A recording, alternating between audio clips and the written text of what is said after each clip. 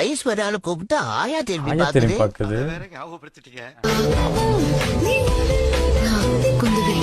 நீ குந்தவையா? அப்ப இவ பேர் குந்தானி.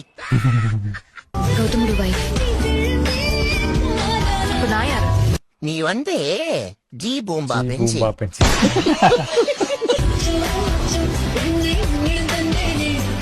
அக்கா நீங்க கியூட்னு நினைச்சி லூசு மாதிரி பண்றீங்க.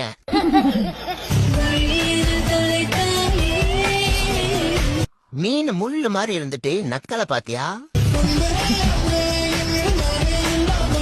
யாரா இது தலையாட்டி கார்த்திக்கு பொம்பளை வேஷம் போட்டதே?